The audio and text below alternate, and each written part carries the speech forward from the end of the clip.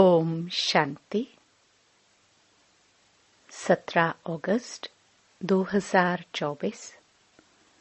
बाबा के महावाक्य। मीठे बच्चे, विनाशी शरीरों से प्यार न करके अविनाशी बाप से प्यार करो तो रोने से छूट जाएंगे। प्रश्न। अनराइटियस प्यार क्या है और उसका परिणाम क्या होता है? उत्तर। विनाशी शरीरों में मोह रखना अनराइटियस प्यार है। जो विनाशी चीजों में मोह रखते हैं वह रोते हैं। देह अभिमान के कारण रोना आता है। सतयुग में सब आत्म अभिमानी हैं, इसलिए रोने की बात ही नहीं रहती। जो रोते हैं वह खोते हैं। अविनाशी बाप की अविनाशी बच्चों को अब शिक्षा मिलती है, देही अभिमानी बनो तो रोने से छूट जाएंगे। ओम शांति। यह तो बच्चे ही जानते हैं कि आत्मा अविनाशी है और बाप भी अविनाशी है, तो प्यार किसको करना चाहिए? अविनाशी आत्मा को। अविनाशी को ही प्यार करना है। विनाशी शरीर को थोड़ी प्यार करना चाहिए। सारी दुनिया विनाशी है, हर एक चीज विनाशी है। ये शरीर विनाशी है, आत्मा अविनाशी है। आत्मा का प्यार अविनाशी होता है। आत्मा कभी मरती नहीं।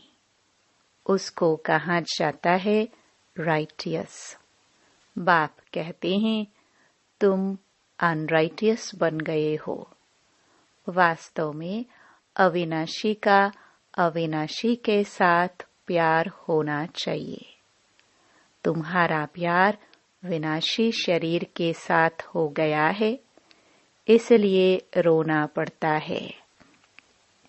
अविनाशी के साथ प्यार नहीं है। विनाशी के साथ प्यार होने से रोना पड़ता है। अभी तुमको अपने को अविनाशी आत्मा समझते हो तो रोने की बात नहीं, क्योंकि आत्म अभिमानी है। तो बाप अब तुम बच्चों को आत्म अभिमानी बनाते हैं। देह अभिमानी होने से रोना होता है। विनाशी शरीर बिछाड़ी रोते हैं। समझते भी हैं आत्मा मरती नहीं है। बाप कहते हैं अपने को आत्मा समझो। तुम अविनाशी बाप के बच्चे अविनाशी आत्मा हो। तुमको रोने की दरकार नहीं। आत्मा एक शरीर छोड़ जाए दूसरा पाठ बजाती है। ये तो खेल है। तुम शरीर में ममत्व क्यों रखते हो? देह सहित देह के सब संबंधों से बुद्धि योग तोड़ो। अपने को अविनाशी आत्मा समझो। आत्मा कभी मरती नहीं। गायन भी है, जो रोया सो खोया। आत्म अभिमानी बनने से ही लायक बन जाएंगे। तो बाप आकर देह अभिमानी से आत्म अभिमानी बनाते हैं।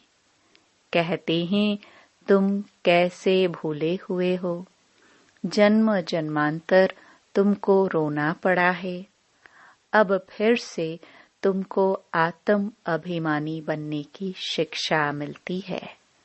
फिर तुम कभी रोएंगे ही नहीं। यह है रोने वाली दुनिया, वह है हंसने की दुनिया। यह दुख की दुनिया, वह सुख की दुनिया। बाप बहुत अच्छी रीति से शिक्षा देते हैं। अविनाशी बाप की अविनाशी बच्चों को शिक्षा मिलती है।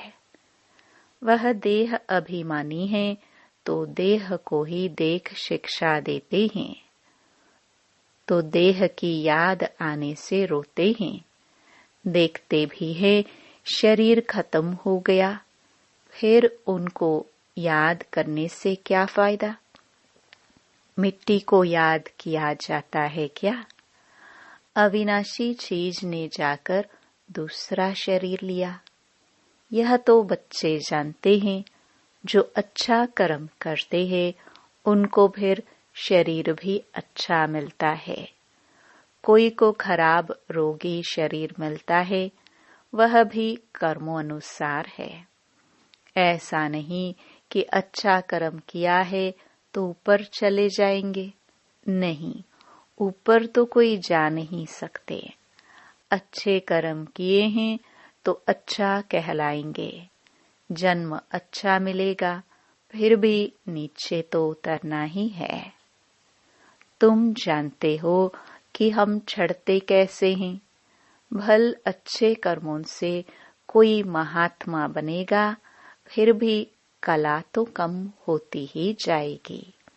बाप कहते हैं फिर भी ईश्वर को याद कर अच्छा कर्म करते हैं तो उनको अल्पकाल क्षण भंगुर सुख देता हूँ। फिर भी सीढ़ी नीचे तो उतरना ही है। नाम करके अच्छा हो। यहाँ तो मनुष्य अच्छे बुरे कर्मों को भी नहीं जानते हैं। रिद्धि सिद्धि वालों को कितना मान देते हैं। उन्हों के पिछाड़ी मनुष्य जैसे हैरान होते हैं। है तो सारा अज्ञान। समझो कोई इनडायरेक्ट दान पुण्य करते हैं, धर्मशाला हॉस्पिटल बनाते हैं, तो दूसरे जन्म में उसका एवजा जरूर मिलता है। बाप को याद करते हैं, भल गालियां भी देते हैं, तो भी मुख से भगवान का नाम कहते हैं। बाकी अनजान होने कारण जानते कुछ नहीं। भगवान को याद कर रुद्र पूजा करते हैं। रुद्र को भगवान समझते हैं। रुद्र यज्ञ रचते हैं। शिव व रुद्र की पूजा करते हैं। बाप कहते हैं मेरी पूजा करते हैं, परंतु बेसमझी से क्या क्या बनाते हैं, क्या क्या करते हैं। जितने मनुष्य उतने उन्हों के गुरु हैं। झाड़ में नए नए पत्ते, टाल टालियां आदि निकलते हैं तो वह कितना शोभते हैं। सतोगुणी होने के कारण उनकी महिमा होती है। बाप कहते हैं कि यह दुनिया है ही विनाशी चीजों को प्यार करने वाली। कोई कोई का बहुत प्यार होता है तो मोह में जैसे पागल बन जाते हैं।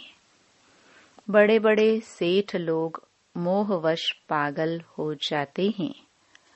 माताओं को ज्ञान न होने कारण विनाशी शरीर पिछाड़ी विधवा बन कितनी रोती, याद करती रहती हैं।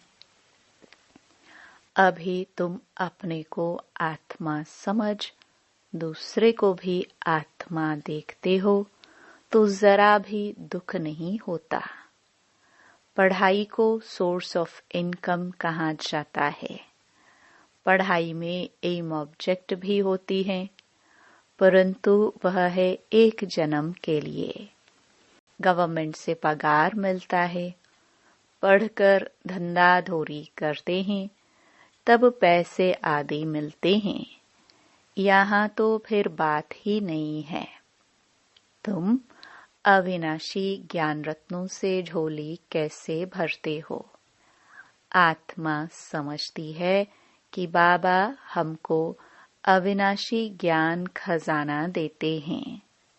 भगवान पढ़ाते हैं तो जरूर भगवान भगवती ही बनाएंगे, परंतु वास्तव में इन लक्ष्मी नारायण को भगवान भगवती समझना रॉन्ग है। अभी तुम बच्चे जानते हो, ओहो, जब हम देह अभिमानी हो जाते हैं तो हमारी बुद्धि कितनी डिग्रेड हो जाती है, जैसे जानवर बुद्धि बन जाते हैं। जानवरों की सेवा भी बहुत अच्छी होती है, मनुष्यों के तो कुछ भी नहीं। रेस के घोड़ों आदि की कितनी संभाल होती है, यहाँ के मनुष्यों की देखो क्या हालत है। कुत्ते को कितना प्यार से संभालते हैं, चाटते रहते हैं, साथ में सुलाते भी हैं। देखो दुनिया का क्या हाल हो गया है। वहाँ सतयुग में यह धंधा होता नहीं। तो बाप कहते हैं, बच्चों, तुमको माया रावण ने अनराइटियस बना दिया है। अनराइटियस राज्य है ना। मनुष्य अनराइटियस तो सारी दुनिया भी अनराइटियस हो जाती है। राइटियस और अनराइटियस दुनिया में देखो फर्क कितना है। कलयुग की हालत देखो क्या है। मैं स्वर्ग स्थापन कर रहा हूँ तो माया भी अपना स्वर्ग दिखाती है, टेम्पटेशन देती है। आर्टिफिशियल धन कितना है, समझते हैं हम यहाँ ही स्वर्ग में बैठे हैं। स्वर्ग में थोड़े इतने ऊंचे 100 मंजिल के मकान आदि होते हैं।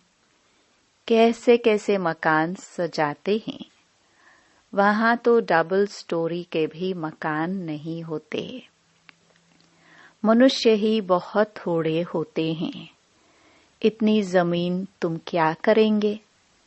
यहाँ जमीन के पिछाड़ी कितना लड़ते झगड़ते हैं। वहाँ सारी जमीन तुम्हारी रहती है। कितना रात दिन का फर्क है। वह लौकिक बाप, यह पारलौकिक बाप है। पारलौकिक बाप बच्चों को क्या नहीं देते हैं। आधा कल्प तुम भक्ति करते हो। बाप साफ कहते हैं, इनसे मुक्ति नहीं मिलती है, अर्थात मेरे से नहीं मिलते। तुम मुक्ति धाम में मेरे से मिलते हो। मैं भी मुक्ति धाम में रहता हूँ। तुम भी मुक्ति धाम में रहते हो, फिर वहाँ से तुम स्वर्ग में जाते हो। वहाँ स्वर्ग में मैं नहीं होता। यह भी ड्रामा है। फिर हूबहू ऐसे रिपीट होगा। फिर यह ज्ञान भूल जाएगा, प्रायलोप हो जाएगा। जब तक संगम युग नहीं आया है तब तक गीता का ज्ञान हो कैसे सकता। बाकी जो भी शास्त्र आदि हैं वह है भक्ति मार्ग के शास्त्र। अब तुम नॉलेज सुन रहे हो। मैं बीज रूप ज्ञान का सागर हूँ। तुमको कुछ भी करने नहीं देता, पाँव भी पड़ने नहीं देता। पाँव किसका पड़ेंगे। शिव बाबा के तो पाँव है नहीं। यह तो ब्रह्मा के पाँव पड़ना हो जाएगा। मैं तो तुम्हारा गुलाम हूँ। उनको कहते हैं निराकारी, निरहंकारी। सो भी जब वह एक्ट में आए तब तो निरहंकारी कहाँ जाए। बाप तुमको अथाह ज्ञान देते हैं। यह है अविनाशी ज्ञान रत्नों का दान। फिर जो जितना लेवे। अविनाशी ज्ञान रत्न लेकर फिर औरों को दान करते जाओ। इन रत्नों के लिए ही कहा जाता है, एक एक रत्न लाखों का है। कदम कदम पर पदम देने वाला तो एक ही बाप है। सर्विस पर बड़ा अटेंशन चाहिए। तुम्हारा कदम है याद की यात्रा का, उनसे तुम अमर बन जाते हो। वहां मरने आदि का फिक्र होता नहीं। एक शरीर छोड़ दूसरा लिया। मोहजीत राजा की कथा भी सुनी होगी। यह तो बाप बैठ समझाते हैं। अब बाप तुमको ऐसा बनाते हैं। अभी की ही बातें हैं। रक्षाबंधन का पर्व भी मनाते हैं। यह कब की निशानी है? कब भगवान ने कहा कि पवित्र बनो? यह मनुष्यों को क्या पता कि नई दुनिया कब, पुरानी दुनिया कब होती है? ये भी किसको पता नहीं। इतना कहते हैं कि अभी कलयुग है। सतयुग था, अभी नहीं है। पुनर्जन्म को भी मानते हैं। 84 लाख कह देते हैं तो जरूर पुनर्जन्म हुआ ना। निराकार बाप को सब याद करते हैं। वह है सब आत्माओं का बाप। वही आकर समझाते हैं।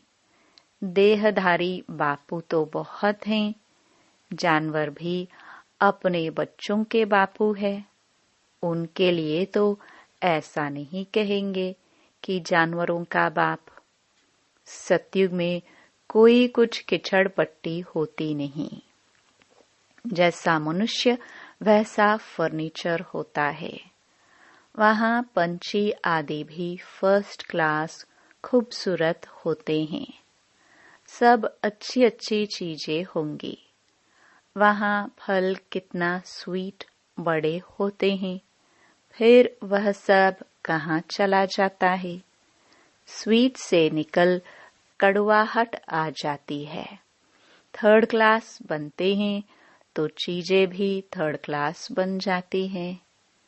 सतयुग है फर्स्ट क्लास तो सब चीजें फर्स्ट क्लास मिलती है। कलयुग में है थर्ड क्लास। सब चीजें सतो रजो तमो से पास होती है। यहाँ तो कोई मजा नहीं है। आत्मा भी तमो प्रधान तो शरीर भी तमो प्रधान है। अभी तुम बच्चों को ज्ञान है।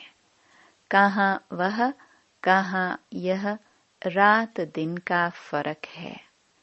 बाप तुमको कितना ऊंच बनाते हैं। जितना याद करेंगे हेल्थ वेल्थ दोनों मिल जाएंगे। बाकी क्या चाहिए? दोनों चीजों से एक नहीं होगी तो हैप्पीनेस नहीं होगी। समझो, हेल्थ है वेल्थ नहीं तो क्या काम के? गाते भी हैं, पैसा है तो लाड़काना घूमकर आओ। बच्चे समझते हैं भारत सोने की चिड़िया था। अभी सोना कहाँ? सोना चांदी तांबा गया। अभी तो कागज ही कागज है। कागज पानी में बह जाए तो पैसे कहाँ से मिले? सोना तो बहुत भारी होता है। वह वहां ही पड़ा रहता है। आग भी सोने को जला न सके। तो यहाँ सब दुख की बातें हैं। वहां यह सब बातें होती नहीं। यहाँ इस समय अपार दुख है। बाप आते ही तब हैं जब अपार दुख है। कल फिर अपार सुख होगा। बाबा तो कल्प कल्प आकर पढ़ाते हैं। यह कोई नई बात थोड़ी है। खुशी में रहना चाहिए। खुशी ही खुशी, यह अंत की बात है। अतीन्द्रिय सुख गोप गोपियों से पूछो। पिछाड़ी में तुम बहुत अच्छी रीति समझ जाते हो। रियल शांति किसे कहा जाता है? यह बाप ही बतलाते हैं। तुम बाप से शांति का वर्षा लेते हो। उनको सब याद करते हैं। बाप शांति का सागर है। बाप समझाते हैं, मेरे पास आ कौन सकते हैं। फलाना फलाना धर्म फलाने फलाने समय पर आते हैं। स्वर्ग में तो आ ना सके। अभी साधु संत ढेर निकल पड़े हैं, तो उन्हों की महिमा होती है। पवित्र हैं तो उनकी महिमा जरूर होनी चाहिए। अभी नए उतरे हैं, पुराने की तो इतनी महिमा हो ना सके। वह तो सुख भोग तमो प्रधान में चले गए हैं। कितने ढेर गुरु किस्म किस्म के निकलते जाते हैं। इस बेहद के झाड़ को कोई जानते नहीं है। बाप समझाते हैं कि भक्ति की सामग्री इतनी है जितना झाड़ फैला होता है। ज्ञान बीज कितना थोड़ा है। भक्ति को आधा कल्प लगता है। यह ज्ञान तो सिर्फ इस एक जन्म के लिए है। ज्ञान को प्राप्त कर तुम आधा कल्प के लिए मालिक बन जाते हो। भक्ति बंद हो जाती है, दिन हो जाता है। अभी तुम सदा काल के लिए हर्षित बनते हो। इसको कहा जाता है ईश्वर की अविनाशी लॉटरी। उसके लिए पुरुषार्थ करना पड़ता है। ईश्वरीय लॉटरी और आसुरी लॉटरी में कितना फर्क होता है। अच्छा, मीठे मीठे सिखिलदे बच्चों प्रति माता पिता बाप दादा का याद प्यार और गुड मॉर्निंग। रूहानी बाप की रूहानी बच्चों को नमस्ते। धारणा के लिए मुख्य सार। पहला, तुम्हारे याद के हर कदमों में पदम है। इससे ही अमर पद प्राप्त करना है। अविनाशी ज्ञान रत्न जो बाप से मिलते हैं, उनका दान करना है। दूसरा, आत्म अभिमानी बन अपार खुशी का अनुभव करना है। शरीरों से मोह निकाल सदा हर्षित रहना है। मोह जीत बनना है। वरदान, हर घड़ी को अंतिम घड़ी समझ सदा रूहानी मौज में रहने वाली विशेष आत्मा भव। संगम युग रूहानी मौजों में रहने का युग है। इसलिए हर घड़ी रूहानी मौज का अनुभव करते रहो। कभी किसी भी परिस्थिति या परीक्षा में मूंझना नहीं, क्योंकि यह समय अकाले मृत्यु का है। थोड़ा समय भी अगर मौज के बजाय मूंझ गए और उसी समय अंतिम घड़ी आ जाए तो अंतमति सो गति क्या होगी। इसलिए एवर रेडी का पाठ पढ़ाया जाता है। एक सेकंड भी धोखा देने वाला हो सकता है। इसलिए स्वयं को विशेष आत्मा समझकर हर संकल्प, बोल और कर्म करो और सदा रूहानी मौज में रहो। स्लोगन, अचल बनना है तो व्यर्थ और अशुभ को समाप्त करो। ओम शांति।